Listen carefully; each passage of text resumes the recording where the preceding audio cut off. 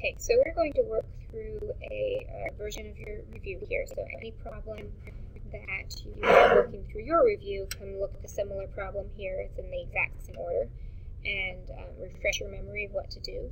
Remember, we have these formula charts of all the area formulas, volume, surface area, and as well as all the other formulas that we've used this year, including trade and special rights.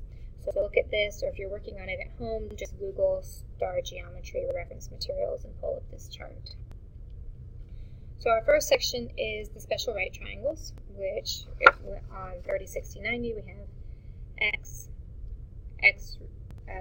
2x for the hypotenuse, and then x root 3 for the side touching the 30-degree angle. And for the 45, it's just x for the legs, and x root 2. So that's going to get us through our first 6 problems. This is 45 degrees, which means y equals 8, x equals 8 root 2. Another 45 degree one. So if this is 9, well, that means 9 equals my x root 2 side, so I have to divide by root 2.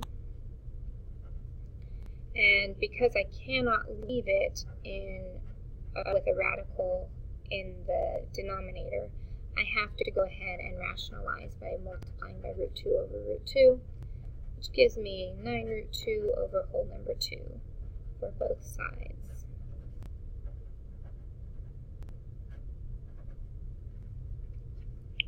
And the next one, I have my 60-degree angle. So if I wanted to label the formula, that would be x root 3, and 2x.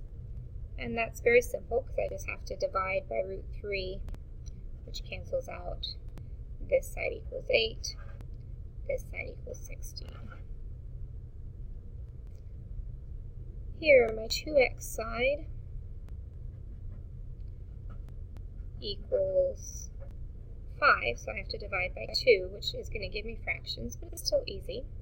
So here, it's 5 over 2. This side is 5 root 3 over 2. Alright, and then we get to the little bit more fun ones, where I have a 6 here on my 30, 60, 90 triangle, and I'm asked for the hypotenuse of my 45-degree triangle, which means my first step is use the 6 to find this side, and so this would be my x side, x root 3, and 2x. So if that's 6, this side is just 12, meaning this is also 12, and this will become 12 root 2. Here, they gave me a leg of a 45-degree triangle, which means this side is 5 root 2, because that's my hypotenuse. And the 5 root 2 equals in the formula, that is my x root 3 side. And so I have to divide by root 3 to get x by itself. And so I have 5 over root 2, 5 root 2 over root 3. I rationalize my denominator to get 5 root 6 over 3. And then, because they've asked me to find this, which is the 2x side, I multiply times 2. So my final answer is 10 root 6 over 3.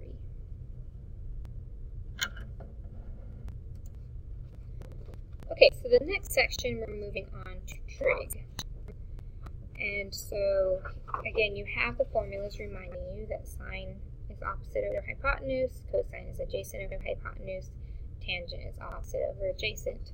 So my first step is I'm always going to take the angle that they give me and label. So this is my opposite, this is my adjacent, in between my angle and my right angle. Hypotenuse is always straight across from that right angle. And so here, they didn't give me an x or a number on the opposite side, so I'm using a and h, which is my cosine, equals adjacent over hypotenuse.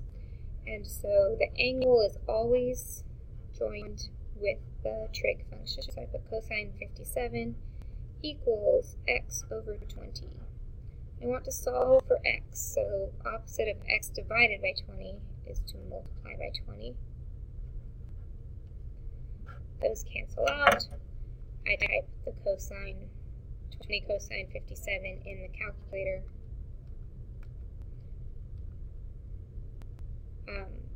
And something I have to check is, is my calculator set to degrees? Right now my calculator is in radians, which will not give me what I want. So I'm going to go to Home, go to Settings, Document Settings, and come down to where it says Angle, change it to degree, and then I have to come down and make default. If I don't make default, it won't apply it to all my documents. Okay, so now I can go back to my document, double check, it says degrees in the corner, and so it'll work. So always double check that on your calculators because they get into the wrong settings. So I'm going to enter 20, hit my trig button, cosine, and then my angle is 57. My answer comes out to 10.89, and the directions tell me to round to the nearest tenth. So my 10.89 goes to 10.9, and that's my answer.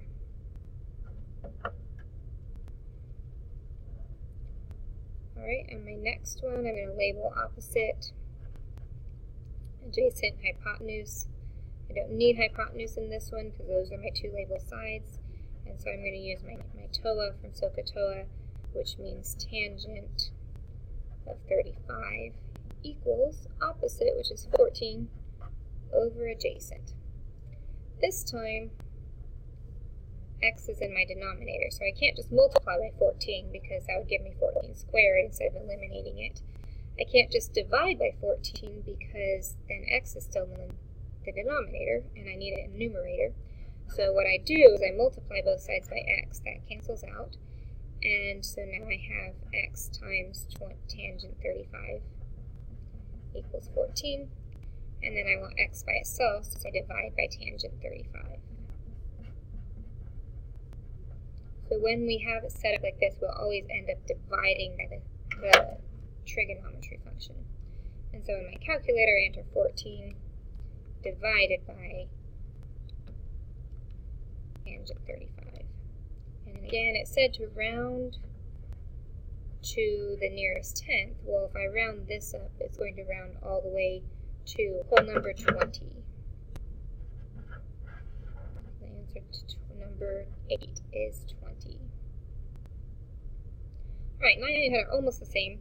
We're just asked to find the angle this time, so we still label. This is my opposite, this is my hypotenuse. So I'm going to be using SO, which is opposite over hypotenuse, so 27 over 50. And all I do when I'm trying to find the angle is I use my inverse function. So I use sine -1 equals 27 divided by 50. And I get 32.68. And so that was sine -1 equals 27 over 50. It asked me to round to the nearest degree, so my answer is 33 degrees. Number 10 is my opposite, and that is my adjacent, so I'm using inverse tangent equals opposite over adjacent. I type that one in my calculator and get 14.38, which rounds to 14 degrees.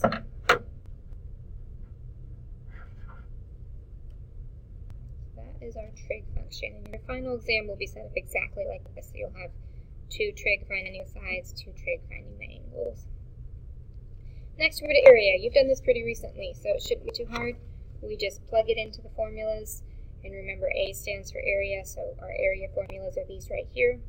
Our first shape we're looking at is a trapezoid, so we just add the bases, multiply by 1/2 or divide by 2, multiply times the height.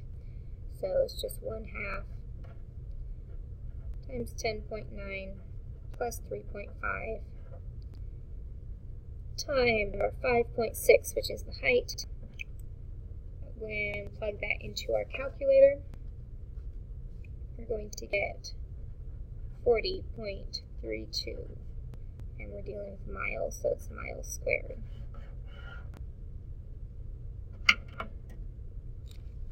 Alright, on the next page, we have some regular polygons. I know the first one looks like a triangle, but we do not have the base and height to just multiply that, so we're going to have to use our regular polygon formula instead.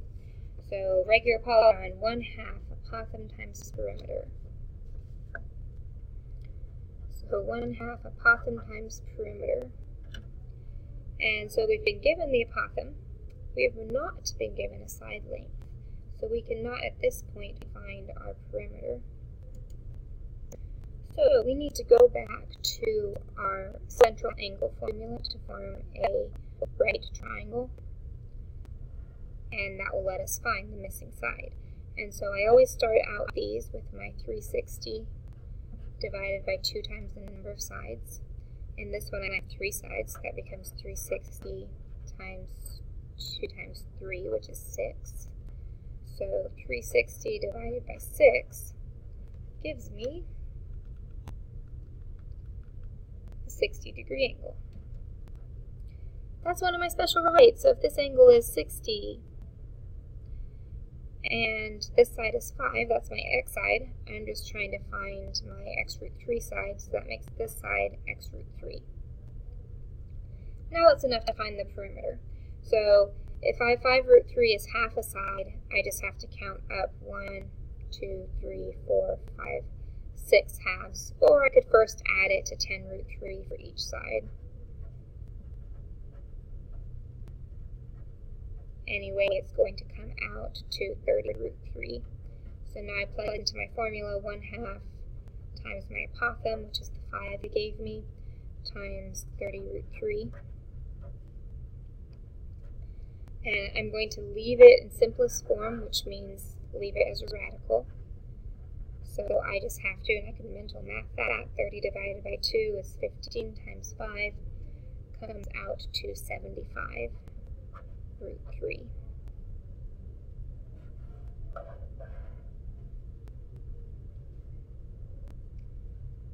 Alright, and then the next one is a hexagon. We have 6 sides, so we start by doing our 360 divided by 2 times the 6 sides, which gives me 30. So I'm dealing with that same 30, 60, 90 triangle. It's just now my central angle is 30, which means this is my x side, this is x root 3.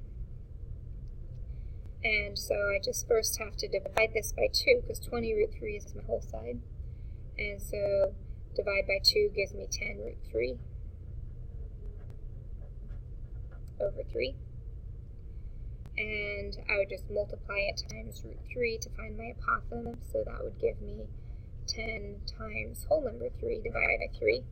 And conveniently, my 3's cancel out, so my apothem equals 10. So now my perimeter is going to be the 20 root 3 divided by 3 times my 6 sides, which is going to give me 40 root 3 because it simplifies out. And so now I have my apothem. I have my perimeter, and so I just plug it into the 1/2 times 10 times 40 root 3, and that comes out to 200 root 3, and that is my final answer. Alright, the next two are really simple shapes, but it gives me the area. So all I have to do, this is a parallelogram, and so I just recognize it's base times height equals area.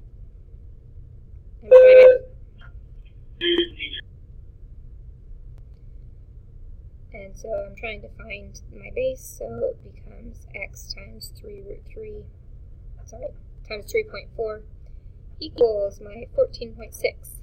And so all I do is I divide by 3.4, which equals 4.3 miles.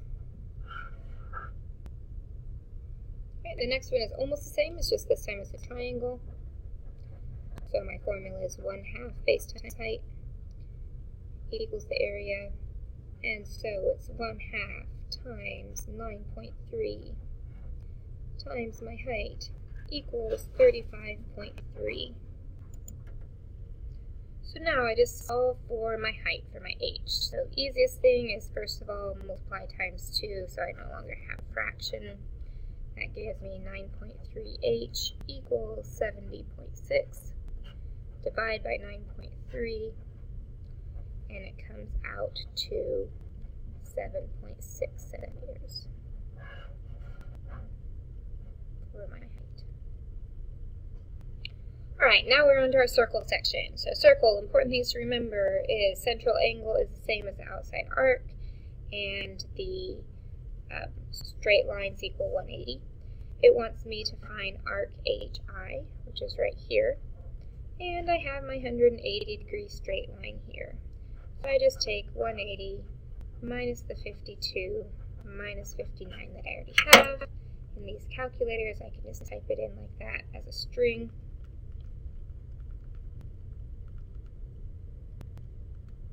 And it gives me 69 degrees,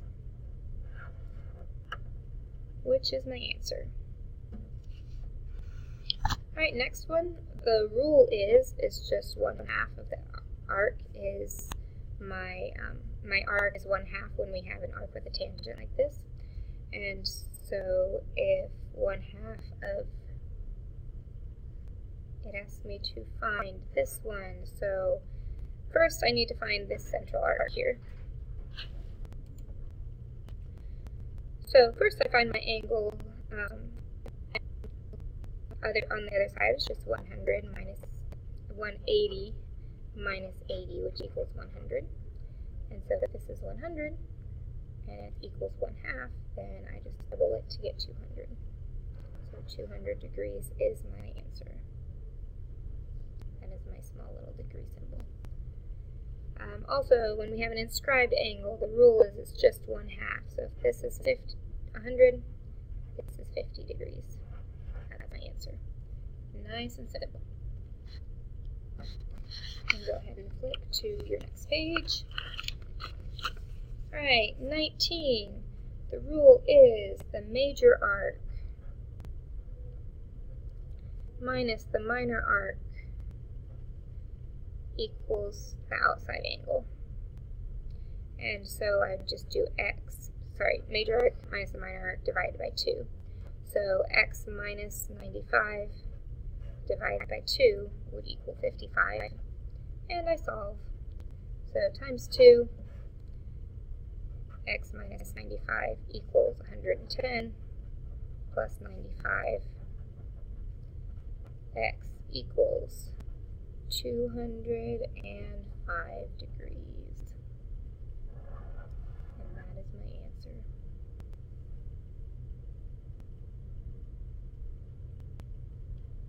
Alright, so here we're working with the exact same basic rules, we just have some extra lines to look at. So I have to decide what's the easiest thing to use.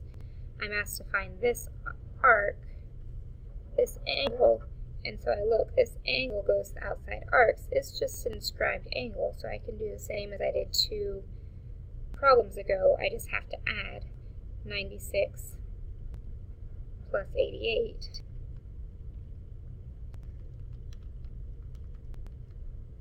Which gives me 184 divided by 2, and my answer is 92 degrees. So I just find what arc can I find, and the angle is half of that. Next one's even a little easier because it doesn't give me the extra lines to get confused by, and I don't have to add anything. I just have to do 97 times 2. Which equals 194.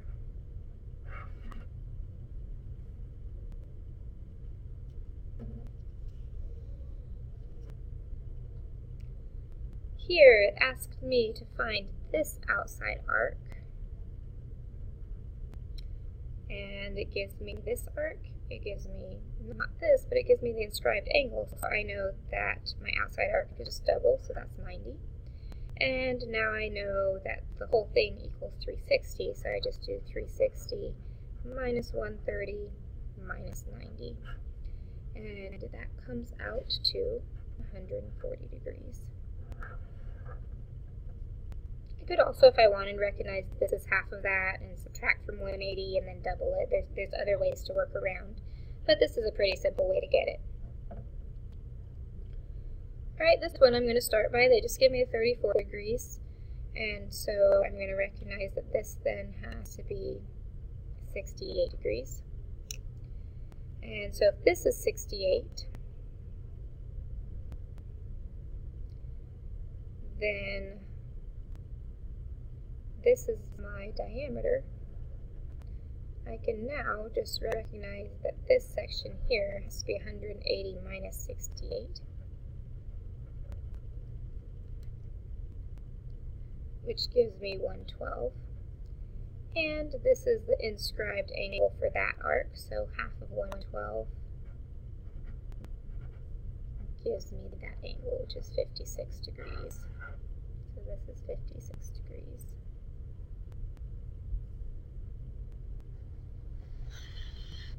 Alright, area of the sector just means I take the measure of the angle or of the sector divided by 360 and multiply it times my area, which is pi radius squared.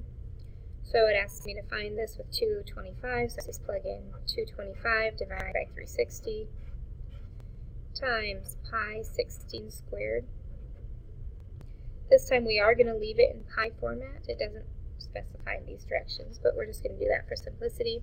So when I type that into my calculator, it comes out to 160 pi, and this is inches, so I use inches squared.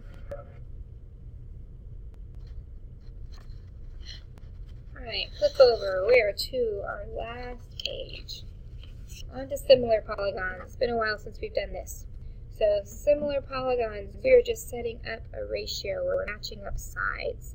So here I have these sides match each other. My 8 and my question mark match each other. And these sides match each other. I can take any of the three sets to work with. I'm going to just do the 10 over 15 equals 8 over x.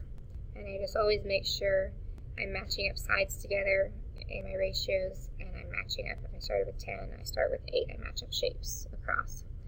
I could reduce and work with smaller numbers. I could just do it this way, use my calculator. It's up to you. So if I do 8 times 15 gives me 10x equals 120, and I divide by 10 to get x equals 12.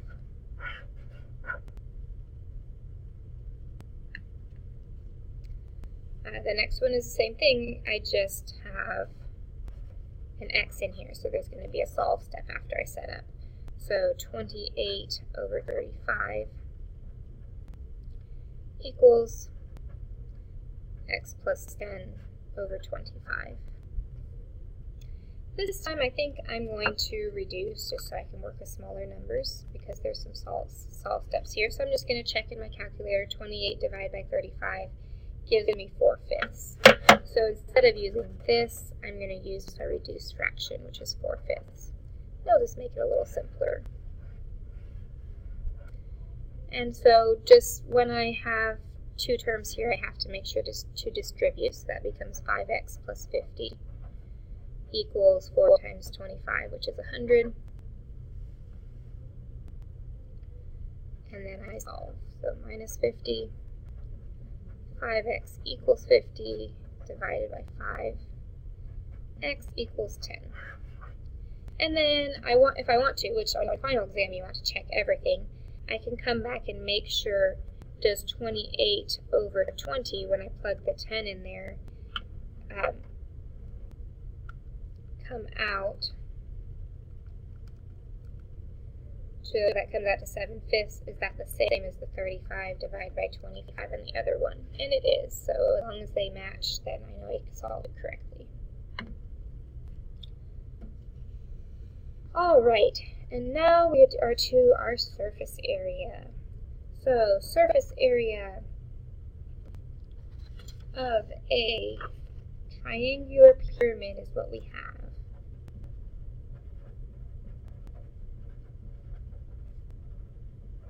And so whenever I find my surface area, I find the lateral area, which is for a pyramid, 1/2 perimeter times the slant height, and then I add in the one base that I have. So here, my perimeter of my base is going to be 9 plus 9 plus 9. If I look, those are the three sides of my base. And so my perimeter equals 27. And so my lateral area equals 1/2 times the 27 times my slant height, which is 9.4 going up to the point there. Type that into my calculator. 27 times 9.4 divide by 2, or I could have used the tool to make it 1/2. And so my lateral area is 126.9. And so then I have my base is a triangle, so it's just 1/2 base times height. Remember, this base is just the flat part on the ground here, so my base would be 9. And the height of the triangle is the flat dotted line going across here, which is 7.8. I type that in my calculator to get 35.1, and now I just add them together to get 162. It came out to a whole number. And we are dealing with feet, so this is feet squared.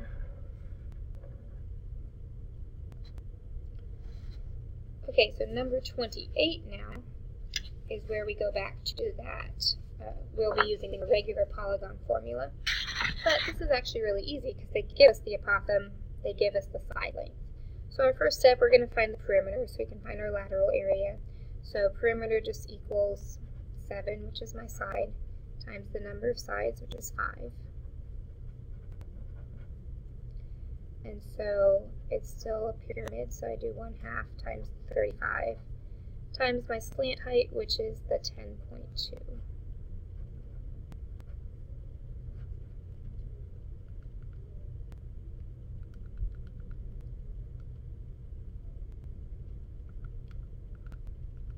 And that comes out to 178.5. Okay, so that is my lateral height, lateral area, and then my base is just 1/2 apothem times perimeter. I already found perimeter, they give me the apothem, and so it is just 1/2 times 4.8 times my 35. And I just put that in my calculator. So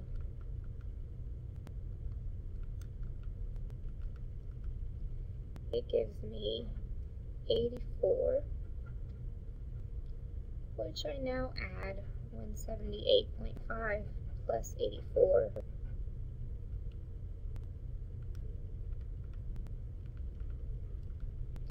to get 262.5, and this is meters squared.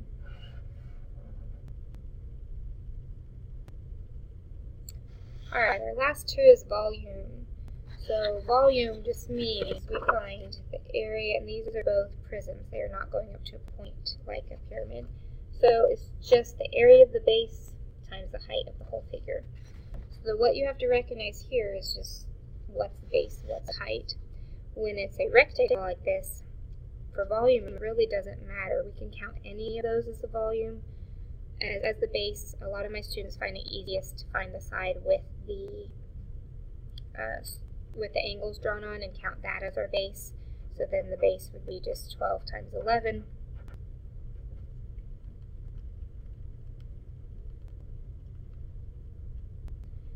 And then the height would be the area in between the bases. So if we're counting that as the base, then this 11, which is coming across in between the two squares, that would be our height. So we just do it times 11. And gives me 1,452 feet cubed, because we're talking about volume now. But you'll recognize, as long as you can recognize, we have a side that's 12, a side that's 11, another side that's 11. It does not matter the order you multiply it in. That's why it doesn't matter which side you count as the base for this. For the next one, we have to recognize our base is the shape that's not just the rectangular side, is the trapezoid here. And so that you do have to recognize if there's a shape other than a rectangle, that shape is your base. And so we find the area of the base first, which for a trapezoid is 1/2 times base 1, which is 5, plus base 2, which would be 9 across the top here, times the height of the trapezoid base, which would be 3.5. And so I'm going to type that in my calculator. I do have to make sure to use parentheses, so it will do the add step first for me.